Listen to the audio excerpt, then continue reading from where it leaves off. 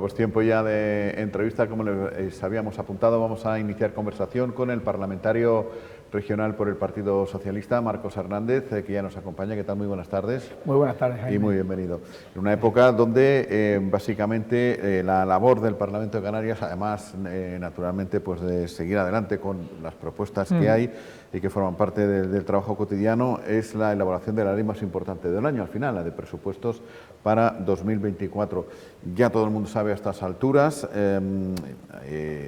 digamos al margen de lo que les hemos contado de las enmiendas que Coalición Canaria presentó a los presupuestos, a su propio gobierno, que la foto inicial no ha sido la mejor para Lanzarote, o dicho de otra manera, una de las peores del último ciclo histórico, ¿no? Así es, y la verdad que no salimos de nuestro asombro, porque hay que tener en cuenta que el presupuesto de la Comunidad Autónoma sube en 1.100 millones de gastos no financieros.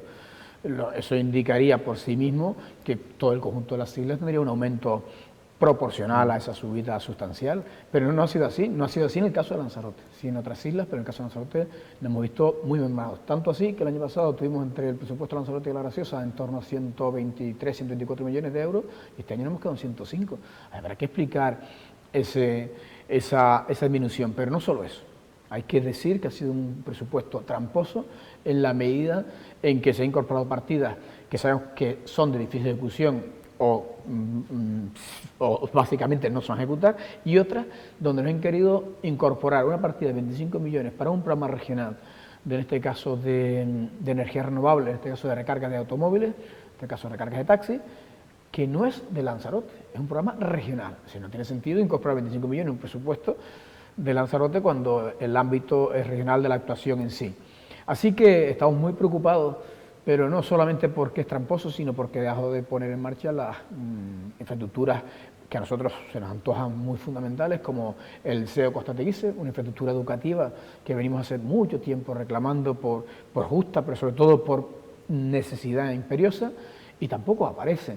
Ya no digo que el paso Congreso de Exposiciones, que se aparece de ahí, o que al final donde se vertebra el presupuesto es en aquellas partidas que ya el gobierno anterior había puesto en marcha, lo cual nos alegramos que en materia de vivienda, por ejemplo, se siga potenciando la materia, en este caso la promoción de vivienda pública. Pero es un presupuesto a enmendar en su totalidad, por eso hemos puesto además una enmienda de totalidad que ya hemos discutido esta semana en el Parlamento, y ahora toca las enmiendas parciales, que estamos muy ansiosos de saber qué margen de maniobra tenemos y sobre todo la sensibilidad del Gobierno con las cuestiones que son prioritarias. Algunas de estas cuestiones que efectivamente ha citado usted y que son cuestiones que ya vienen además de atrás, sí que han sido incluidas por parte de los nacionalistas como enmiendas dentro de su propio Gobierno. Es que eso siempre, a mí esa forma de organizar el trabajo me parece siempre un poco, no sé, bueno, no usa ningún tipo de calificativo. Lo cierto, les voy a decir cómo hemos hecho nosotros el Grupo Parlamentario Socialista, los diputados de Lanzarote en otras etapas. En ese diseño de presupuesto, que no comienza en septiembre, el diseño de presupuesto empieza siempre en junio o julio, lo que hemos hecho siempre ha sido estar al lado de las distintas consejerías indicándoles cuáles son las prioridades para Lanzarote. Lo que no tiene mucho sentido es que después de ver un presupuesto mermado en ingresos y en este caso en inversión, pues intente sacarse una foto digamos, de conseguidores, cuando el presupuesto inicial es el que marca un poco la línea maestra de por dónde quiere ir el gobierno. Lo otro parece que es un poco hasta forzado, ¿no? Bueno, muy buenas tardes, Marcos. Mencionaba, por ejemplo, el CEDO de Costa Teguise, y yo le pregunto si hay proyecto para este colegio, porque he escuchado precisamente que, entre otras cosas, no se ha pintado esa partida porque no existía o no había proyecto. No sé si esto es así o si tiene información. Sí, es que, de hecho, la enmienda que hemos presentado precisamente es para la redacción de proyectos. Lo que queremos es poner, digamos, el primer paso, que es abrir un expediente que esté en la consejería con un presupuesto, con un proyecto que en torno a 60.000-70.000 euros podríamos haber hecho ese proyecto y ya, por tanto, darle continuidad al asunto. Esa es la estrategia que nosotros tenemos. Eso lo hemos hecho con el Centro de Salud de Playa Honda, que este año aparece de nuevo ya recogido, con 128.000 euros, nosotros metidos hasta 300.000, y en otras inversiones, por ejemplo, el Quintero en San Bartolomé, están traído y llevado. Nosotros incorporamos en el año, quiero recordar, no equivocarme, el año 20, incorporamos la primera partida, este año ya vamos por 3,5 millones de euros, casi 4 millones de euros. ¿Qué quiere decir eso? Que lo que nosotros necesitamos es plantear, digamos, esa primera piedra, en el sentido de que la primera piedra es el proyecto y redacción del mismo. Y luego, por otro lado, hemos escuchado y hemos visto efectivamente esa rueda de prensa, es verdad que ciertamente extraño, ¿no?, a su propio gobierno, esas enmiendas por parte de Coalición Canaria, pero cuando hablamos de los presupuestos, yo recuerdo siempre una frase que decía el vicepresidente actual del Cabildo de Lanzarote, Jacobo Medina, y es que el pasado mandato, con el Partido Socialista, gobernando en Canarias, decía que Lanzarote era maltratada sistemáticamente en materia de obras y de carreteras. Yo no sé si echan falta precisamente que ahora el Partido Popular de Lanzarote alce más la voz ante la situación. Bueno, pues si era un presupuesto malo cuando fue récord, el año pasado fue el récord histórico de inversión en Lanzarote, pues no sé qué calificativo tendrá que usar el señor Medina en este caso.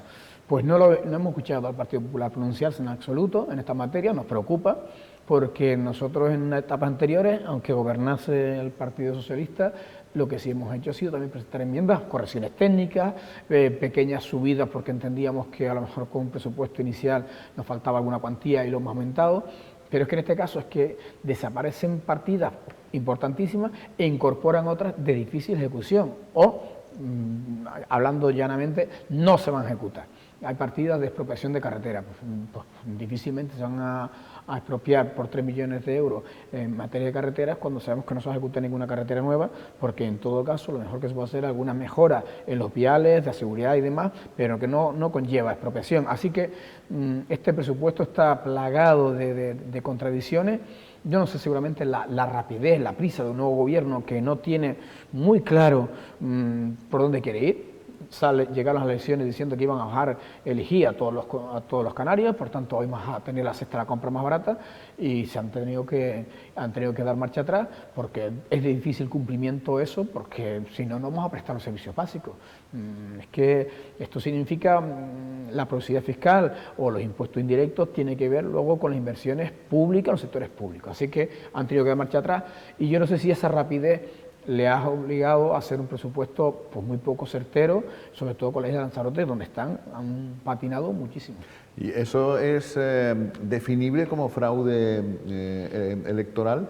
Porque ustedes, por ejemplo, que no llevaban a lo de la amnistía para el caso catalán y demás, y ahora la van a tener que aplicar por esos acuerdos de la política y se acusan de fraude electoral, el prometer una cosa en campaña electoral, además importante como la bajada de impuestos, y no llevarla a cabo? Bueno, querría ¿O son ser... las dos o no es ninguna? Me gustaría hacer un paralelismo, pero de luego no es lo mismo. Es decir, yo en el ámbito legislativo tú inicias una legislatura y puedes incorporar materia legislativa que no necesariamente aparecía en tu programa. ¿Por qué? Porque tú luego tienes que llegar a acuerdos con el resto del arco parlamentario. Pero nosotros no hemos ido vendiendo por ahí, no queremos una amnistía, es decir, no ha sido un reclamo electoral. En cambio, por parte del Partido Popular, básicamente, pero con el seguidismo de Coalición Canaria, sí que dijeron a los canarios que nosotros, el pacto anterior, no era capaz de bajar los impuestos indirectos y que ellos sí lo iban a hacer. Y además lo hicieron no solo en campaña electoral, llevaban durante los últimos 3 años reclamando que el gobierno, por cierto, después de pasar un periodo muy complejo como fue de la pandemia, con una serie de indicadores muy preocupantes con respecto al devenir y el futuro económico de las islas, y por tanto, si quería prestar un servicio básico, desde luego no pasaba por la cabeza tener que prescindir de ese impuesto indirecto. Bueno, pues nosotros no engañamos a nadie en este sentido, pero es que cuando ellos, repito, 3 años consecutivamente hablando de que éramos un gobierno que esquilmábamos a los consumidores, por cierto, 7% cuando el IVA en el resto del país es del 21%, es decir, que en este caso nuestro régimen económico fiscal nos permite tener esa cuantía bastante aminorada, ¿no?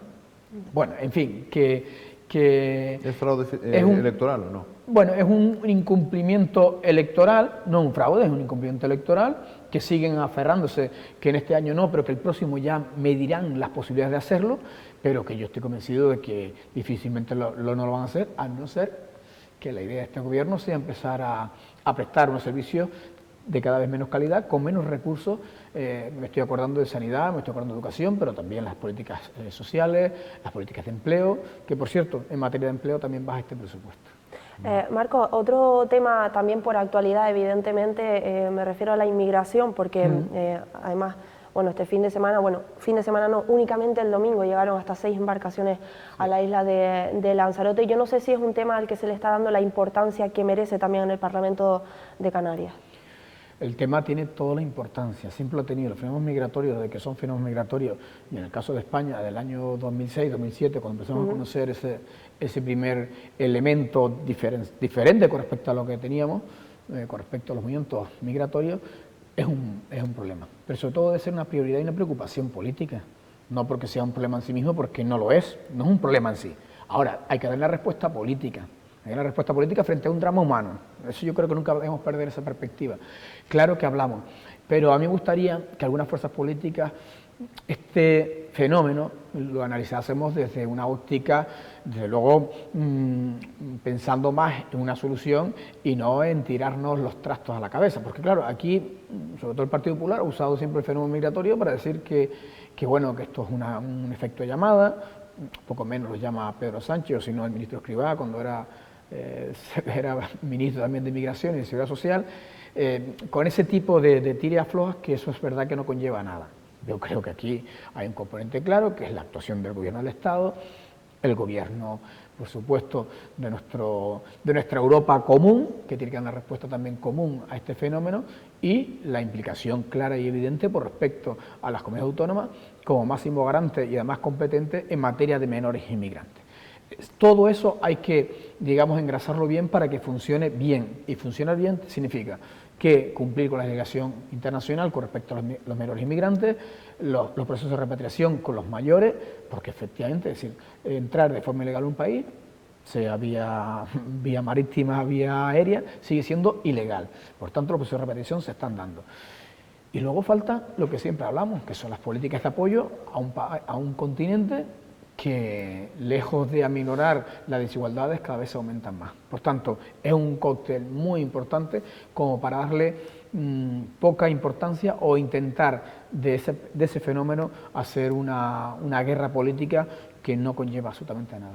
Y si nos venimos hasta Lanzarote, Marcos, como has visto un poco, iba a ser la polémica, pero bueno, la gestión en definitiva con todo el asunto del albergue de La Santa, ya sabemos que el consejero Marcial Acuña dijo en su momento que su intención era desde el minuto 1 desalojarlo, de momento no ha sido así, desalojarlo por completo y establecer pues una especie de puntos a lo largo de la geografía insular de centros de menores no acompañados. ¿Cómo has visto toda esta gestión, aunque todavía no se ha avanzado en esto?